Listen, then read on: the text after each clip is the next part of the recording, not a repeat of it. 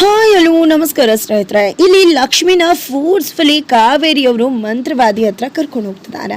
ಹಾಗಿದ್ರೆ ಇಲ್ಲಿ ತುಂಬಾನೇ ತೊಂದರೆ ಕೊಡ್ತಿದ್ದಾರೆ ಕಾವೇರಿ ಲಕ್ಷ್ಮಿಗೆ.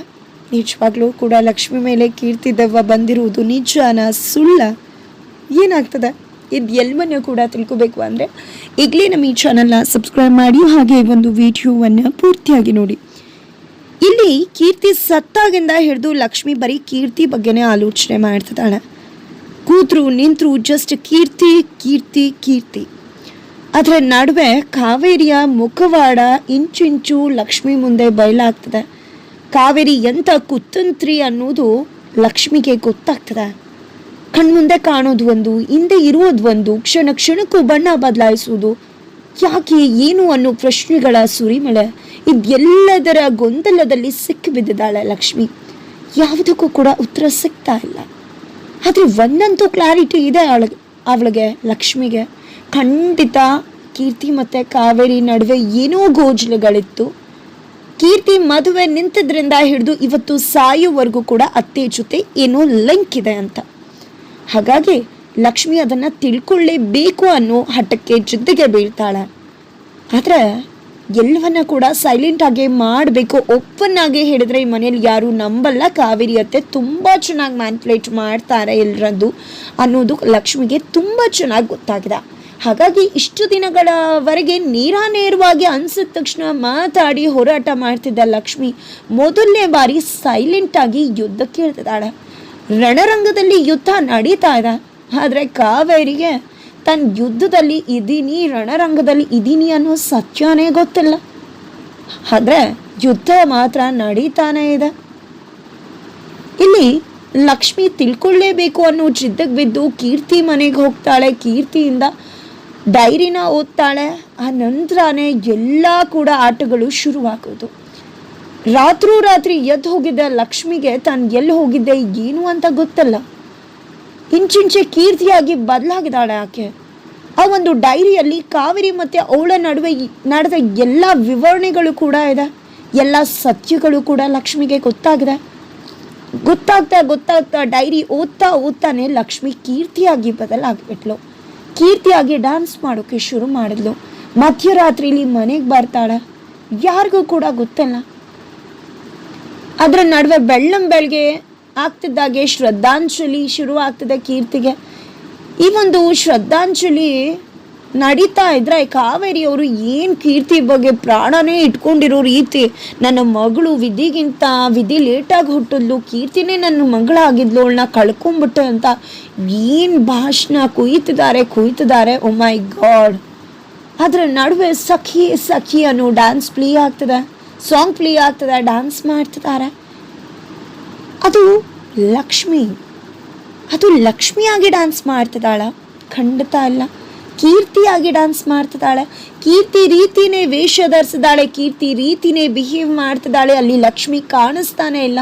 ಇಂಗ್ಲೀಷಲ್ಲಿ ಮಾತಾಡೋದು, ಪುಟ್ಟ ಅಂತ ಉರುಳಿಸೋದು, ನೀರವಾಗಿ ಚುಟುಪಟ ಅಂತ ಮಾತನಾಡೋದು, ವೈಶ್ ಅಂತ ಕರೆಯೋದು ಎಲ್ಲ ಕೀರ್ತಿನೇ. ಆಕೆ ಕೂಡ ತನ್ನನ್ನು ಕೀರ್ತಿ ಅಂತಾನೆ ಅನ್ಕೊಂಡ್ಬಿಟ್ಟಿದ್ದಾಳ. ಶ್ರದ್ಧಾಂಜಲಿ ನೋಡಿದೆ, ಏನಿದು ಇಂಥ ಫೋಟೋ ಇಟ್ಕೊಂಡಿದ್ರ? ಹೌದು, ನಾನೇನಾದ್ರು ಸತ್ತಿದ್ದೀನ ಶ್ರದ್ಧಾಂಜಲಿ ಮಾಡೋದಕ್ಕೆ? ಈ ಸಂಸ್ಕಾರವಂತರು ಮನೆ ಇದು, ನಿಮ್ಗೆ ಗೊತ್ತಾಗೋದಿಲ್ವಾ ಬದುಕಿರೋರು ಯಾರು ಶ್ರದ್ಧಾಂಜಲಿ ಮಾಡಬಾರ್ದು ಅಂತ ಲಕ್ಷ್ಮಿ ಹೇಳ್ತಿದ್ದಾಳೆ. ಇಟ್ ಮೀನ್ಸ್ ಅವಳೇ ಕೀರ್ತಿಯಾಗಿ ಹೇಳ್ತಿದ್ದಾಳೆ. ಇದನ್ನೆಲ್ಲ ನೋಡಿ ಮನೆಯವ್ರು ಎಲ್ರಿಗೂ ಶಾಕ್ ಆಗತ್ತೆ, ಆತಂಕ ಆಗತ್ತೆ. ಕಾವೇರಿಯವರ ಒಂದು ಕೋಪಕ್ಕೆ ಇಲ್ಲಿ ಲಕ್ಷ್ಮಿ ಹಾಗೆ ನಡ್ಕೋಗ್ಬಿಡ್ತಾಳೆ. ಮುಖಕ್ಕೆ ನೀರು ಎರಚ್ತಿದ್ದಾಗೆ ಕೀರ್ತಿ ಲಕ್ಷ್ಮಿ ಆಗ್ತಾಳೆ. ನಂತರ ಏನಿದು, ನಾನು ಯಾಕೆ ಈಗ ಹಾಕೊಂಡಿದ್ದೀನಿ ಅನ್ನೋ ಡ್ರೆಸ್ ಪರಿಕಲ್ಪನೆಯೂ ಇಲ್ಲ ಲಕ್ಷ್ಮಿಗೆ. ಅವಳು ಕೀರ್ತಿಯಾಗಿ ಬದಲಾಗಿರೋದು ಕೂಡ ಆಕೆಗೆ ಗೊತ್ತಿಲ್ಲ. ನಂತರ ಈ ಕಡೆ ರೂಮ್ಗೆ ಹೋಗಿ ಹೊರಗಡೆ ಬರಬೇಕು. ಅದರ ನಡುವೆ ಬೇಕಾದಷ್ಟು ವಿಷಯಗಳು ನಡೆದು ಹೋಗುತ್ತೆ. ಇಲ್ಲಿ ಗಂಗಕ್ಕ ಹೋಗಿದ್ದು ಲಕ್ಷ್ಮಿ ಒಂದು ಗೆಜ್ಜೆನ ತೊಗೊಂಡು ಬಂದಿದ್ದು ಎಲ್ಲವನ್ನ ಹೇಳ್ತಾರೆ. ಖಂಡಿತ ಲಕ್ಷ್ಮಕ್ಕನ ಮೇಲೆ ಕೀರ್ತಿ ದೆವ್ವ ಬಂದಿದೆ ಅಂತಾರೆ. ಪ್ರಾರಂಭದಲ್ಲಿ ಒಪ್ಕೊಳ್ಳೋದಿಲ್ಲ, ಬಿಕಾಸ್ ಗೆಜ್ಜೆ ಕಾಣಿಸಿರೋದಿಲ್ಲ ಆಲ್ರೆಡಿ. ಆದರೆ ಅದರ ನಡುವೆ ಇಲ್ಲಿ ಕಾವೇರಿ ಮುಂದೆ ಗೆಜ್ಜೆ ಬೀಳತ್ತೆ. ಆಗ ಗಂಗಕ್ಕ ಹೇಳಿದ ಮಾತು ನಿಜ ಅನ್ಸುತ್ತೆ. ಇದು ದೆವ್ವದೇ ಕೆಲಸ ಇರ್ಬೋದು ಅಂತ ಅನ್ಕೋತಾರೆ. ಕಾವೇರಿಯವ್ರಿಗಂತೂ ಕೀರ್ತಿ ಭಯ ಮೊದಲೇ ಇತ್ತು, ಈಗ ದೆವ್ವ ಆಗಿದ್ದಾಳೆ ಅನ್ನೋ ಭಯ ಮತ್ತಷ್ಟು ಜಾಸ್ತಿ ಆಗತ್ತೆ. ಹೆದರಿ ಬೆಂಡಾಗಿ ಹೋಗ್ತಿದ್ದಾರೆ. ಅದರ ನಡುವೆ ಕಾರುಣ್ಯ ಮನೆ ಕೆಲಸದವ್ರು ಬಂದು ಲಕ್ಷ್ಮಿ ಅಕ್ಕ ಬಂದಿದ್ರು ನಮ್ಮ ಮನೆಗೆ, ನಾನು CCTV ನೋಡಿದೆ ಅನ್ನೋ ವಿಷಯ ಹೇಳ್ತಾರೆ. ಇದು ಗಂಗಕ್ಕ ಹೇಳ್ತಿರೋ ಮಾತಿಗೆ ಪುಷ್ಟಿ ಕೊಡುತ್ತೆ. ಇಷ್ಟೆಲ್ಲ ಆಗಿದ್ರು ಲಕ್ಷ್ಮಿಗೆ ಇದ್ಯಾವುದೂ ಕೂಡ ಗೊತ್ತಿಲ್ಲ ಆಕೆಗೆ. ಅದರ ನಡುವೆ ಮತ್ತೆ ಲಕ್ಷ್ಮಿ ಪೊಲೀಸ್ ಸ್ಟೇಷನ್ಗೆ ಹೋಗೋಣ ಬನ್ನಿ ವೈಶ್, ಕೀರ್ತಿ ಸತ್ತಿಲ್ಲ ಅಂತ ನನಗೆ ಅನ್ನಿಸ್ತದೆ ಅಂತ ಹೇಳ್ತಿದ್ದಾಳೆ. ಬಿಕಾಸ್ ಅವಳ ಪ್ರಕಾರ ಕೀರ್ತಿ ಸತ್ತಿಲ್ಲ. ಆದರೆ ಇಲ್ಲಿ ಕಾವೇರಿ ಅವ್ರು ಮಾತ್ರ ಫುಲ್ ರಬ್ಬಲ್ ಆಗಿಬಿಟ್ಟಿದ್ದಾರೆ. ಎಲ್ಲಿಗೆ ಹೋಗಿದ್ದೆ ರಾತ್ರಿ, ನೀನು ಹೇಳಲೇಬೇಕು, ಗೆಜ್ಜೆ ಹೇಗೆ ಬಂತು ಅಂತ ಹೇಳಲೇಬೇಕು ಅಂತ ಜೊತೆಗೆ ಬಿದ್ದಿದ್ರೆ. ಈ ಕಡೆ ಸ್ಟ್ರೆಸ್ನ ತಡ್ಕೊಳ್ಳೋಕ್ಕಾಗದೆ, ಎಲ್ಲವೂ ನೆನಪಾಗುತ್ತೆ, ಸ್ಟ್ರೆಸ್ ತಡ್ಕೊಳ್ಳೋಕ್ಕಾಗದೆ ಜ್ಞಾನ ತಪ್ಪ ಹೋಗ್ಬಿಡ್ತಾಳೆ ಲಕ್ಷ್ಮಿ. ಇದರಿಂದ ವೈಷ್ಣವಂತೂ ಕೆಂಡ ಕಾರ್ತಾನೆ. ಇದೆಲ್ಲ ಆಗಿದ್ದೆ ನಿನ್ನಿಂದ. ಜಾತಕದ ವಿಷಯ ನನ್ನ ಹತ್ರ ಹೇಳಿದ್ರೆ ಇದು ಯಾವುದೂ ಆಗ್ತಾ ಇರಲಿಲ್ಲ. ಕೀರ್ತಿ ಮದುವೆ ಬೇಡ ಅಂತ ಹೋಗ್ತಿರ್ಲಿಲ್ಲ. ಇವತ್ತು ಅವಳು ಸಾಯ್ತಿರ್ಲಿಲ್ಲ. ಲಕ್ಷ್ಮಿಯವರು ಇಂಥ ಪರಿಸ್ಥಿತಿ ಅನುಭವಿಸ್ತಿರ್ಲಿಲ್ಲ. ಇದಕ್ಕೆಲ್ಲ ಕಾರಣ ನೀನೇ ಅಂತ ಅಮ್ಮನ ಮೇಲೆ ಕೆಂಡ ಕಾರ್ಬಿಡ್ತಾನೆ. ತದನಂತರ ಇಲ್ಲಿ ಲಕ್ಷ್ಮಿ ಅವ್ರಿಗೆ ಅಮ್ಮನ ಮೇಲೆ ರೇಗ್ಬಿಟ್ಟೆ, ನಿಮಗೆ ನೋವಾಗೋದು ನಂಗೆ ಇಷ್ಟ ಇಲ್ಲ ಅಂತ ಮಲಗಿರೋ ಲಕ್ಷ್ಮಿ ಬಳಿ ನಾನು ನಿಮ್ಮ ಜೊತೆ ಯಾವತ್ತೂ ಇರ್ತೀನಿ ಅಂತ ಹೇಳ್ತಿದ್ದಾನೆ. ಅದರ ನಡುವೆ ಇಲ್ಲಿ ಲಕ್ಷ್ಮಿ ಕೀರ್ತಿ ಮನೆಗೆ ಹೋಗಿದ್ಲು ಅನ್ನೋ ವಿಷಯ ವೈಷ್ಣವ್ಗೆ ತುಂಬ ಚೆನ್ನಾಗಿ ಗೊತ್ತಿತ್ತು. ಆದರೂ ಕೂಡ ಮರೆ ಮಾಚುತ್ತಾ ಅನ್ನೋ ವಿಷಯ ಮನೆಯವ್ರ ಮುಂದೆ ಗೊತ್ತಾಗತ್ತೆ. ಈ ಕಡೆ ಕಾವೇರಿ ಅವರಂತೂ ಎಲ್ಲ ಸತ್ಯ ಗೊತ್ತಿದ್ದು ನನ್ನ ಮೇಲೆ ರೇಗಿದ್ಯಾ ಮಗ್ನೆ ಅಂದಾಗ ಇನ್ನೇನು ಹೇಳಬೇಕು, ದೆವ್ವಭೂತ ಅಂತ ಎಲ್ಲ ಅನ್ಕೊಂಡು ಕೂತಿದ್ರ. ಅದಕ್ಕೆ ಸರಿಯಾಗಿ ನಾನು ಕೂಡ ಹೇಳಿ ಅದಕ್ಕೆ ಪುಷ್ಟಿ ಕೊಡಬೇಕಿತ್ತ. ಏನೋ ಸ್ಟ್ರೆಸ್ಸಿಂದ ಅವ್ರ ಬಗ್ಗೆನೇ ಯೋಚನೆ ಮಾಡ್ತಾ ಈ ರೀತಿ ಆಗಿರ್ಬೋದು ಅಂತ ವೈಶ್ ಹೇಳ್ತಾನೆ. ಬಟ್ ಲಕ್ಷ್ಮಿಯಲ್ಲಿ ರೆಸ್ಟ್ ತಗೋತಿದ್ದಾಳ. ಬಟ್ ಗೋಡೆ ಮೇಲೆ ನಿಮ್ಮನ್ನು ಸುಮ್ಮನೆ ಬಿಡೋದಿಲ್ಲ ಅನ್ನೋ ಒಂದು ರೈಟಿಂಗ್ ಬರ್ದಿದೆ. ಅದನ್ನು ನೋಡಿದೆ ಕಾವೇರಿ ಕಿಟ್ಟಾರ್ ಅಂತ ಕಿರ್ಚ್ಕೋತಾರೆ. ಎಲ್ರಿಗೂ ಕೂಡ ಗಾಬರಿ ಆಗುತ್ತೆ. ಇದೆಲ್ಲ ಕೂಡ ದೆವ್ವದ್ದೇ ಕೆಲಸ. ಆದರೆ ಯಾಕೆ ಕಾವೇರಿ ಅವ್ರನ್ನ ಅಟ್ಯಾಕ್ ಮಾಡ್ತದೆ ಅನ್ನೋ ಅನುಮಾನ. ಖಂಡಿತ ಕೀರ್ತಿ ಮತ್ತು ಕಾವೇರಿ ಅವ್ರ ನಡುವೆ ಏನೋ ನಡೆದಿದೆ, ನಡಿಬಾರದು ಅನ್ನೋ ಡೌಟು. ಇದೆಲ್ಲದರ ನಡುವೆ ಕೀರ್ತಿ ಅಲ್ಲಿ ಬಂದು ಬಂದು ಬಂದು ಕಾವೇರಿ ಅವ್ರಿಗೆ ಬೆಂಬಿಡಿಸಿ ಬೆಚ್ಚ ಬೀಳಿಸ್ತಿದ್ದಾಳೆ. ಕಾವೇರಿ ಈ ಕಡೆ ಲಕ್ಷ್ಮಿ ಇಬ್ರು ಕೂಡ ಒಮ್ಮೆಲೆ ಅಟ್ಯಾಕ್ ಮಾಡುವ ಹಾಗೆ ಅನ್ನಿಸ್ತಿದೆ ಕಾವೇರಿ ಅವ್ರಿಗೆ. ಇಲ್ಲಿ ಲಕ್ಷ್ಮಿ ಬಳಿ ಕೀರ್ತಿ ಡೈರಿ ಇರುವುದನ್ನ ವಿಧಿ ಗಮನಿಸ್ತಾಳ. ಅದಾದ ನಂತರ ಡೈರಿ ವೈಷ್ಣವ್ ಕೈ ಸೇರತ್ತ ಅಥವಾ ಕಾವೇರಿ ಅವರು ಅದನ್ನು ಕೂಡ ಹಾಳು ಮಾಡ್ತಾರ. ಜೊತೆಗೆ ಇಲ್ಲಿ ಕಾವೇರಿ ಅವ್ರಿಗೆ ಕ್ಲಿಯರ್ ಆಗೇ ಬಿಟ್ಟಿದೆ, ಕೀರ್ತಿ ದೆವ್ವ ಲಕ್ಷ್ಮಿ ಮೈ ಮೇಲೆ ಬಂದಿದೆ.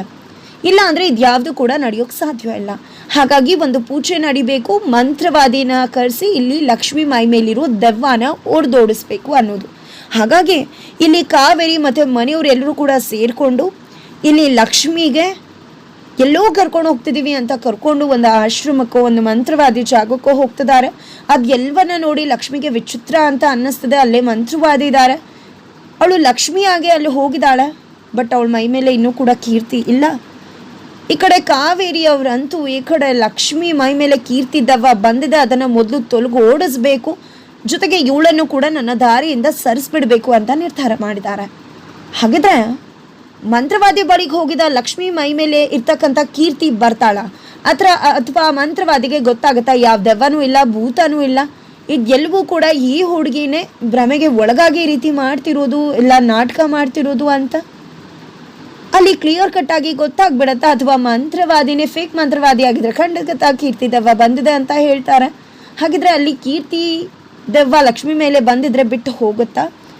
ಅಥವಾ ಅಲ್ಲಿ ಲಕ್ಷ್ಮಿ ಕಾವೇರಿಯವ್ರನ್ನ ಹಿಗ್ಗಾಮುಗ್ಗ ಅಟ್ಯಾಕ್ ಮಾಡ್ತಾಳ? ಇದೆಲ್ಲದರ ನಡುವೆ ಇದು ಲಕ್ಷ್ಮಿ ಸ್ಪ್ಲಿಟ್ ಪರ್ಸ್ನಾಲಿಟಿಯಾ ಅಥವಾ ನಿಜವಾಗ್ಲೂ ದೆವ್ವನ ಅಥವಾ ಮಹಾನ್ ನಾಟಕನ? ಇದೆಲ್ಲದಕ್ಕೂ ಕೂಡ ಉತ್ತರ ಸಿಗಬೇಕು. ಅಂದರೆ ಇಲ್ಲಿಗೆ ಕಾವೇರಿ ಲಕ್ಷ್ಮಿನ ಕರ್ಕೊಂಡು ಬಂದಿರೋದು ವೈಷ್ಣವ್ಗೆ ಗೊತ್ತಾ? ಅಥವಾ ಗೊತ್ತಿಲ್ಲದೆ ಇದ್ರೆ ಗೊತ್ತಾಗ್ತಿದ್ದಾಗೆ ವೈಷ್ಣವ್ ಜಬರ್ದಸ್ತಾಗಿ ಆ ಒಂದು ಮಂತ್ರವಾದ ಜಾಗಕ್ಕೆ ದಾಳಿ ಮಾಡೋದ್ರ ಮುಖಾಂತರ ಅಮ್ಮನ್ನ ಹಿಗ್ಗಾಮುಗ್ಗ ತರಾಟೆಗೆ ತಗೊಂಡು ಲಕ್ಷ್ಮಿನ ಕಾಪಾಡ್ತಾನೆ. ಏನಾಗುತ್ತೆ ಇದು ಎಲ್ಲವನ್ನ ಕೂಡ ತಿಳ್ಕೊಬೇಕು ಅಂದರೆ ಮುಂದಿನ ವೀಡಿಯೋಗೋಸ್ಕರ ವೇಟ್ ಮಾಡೋದನ್ನು ಮರಿಬೇಡಿ.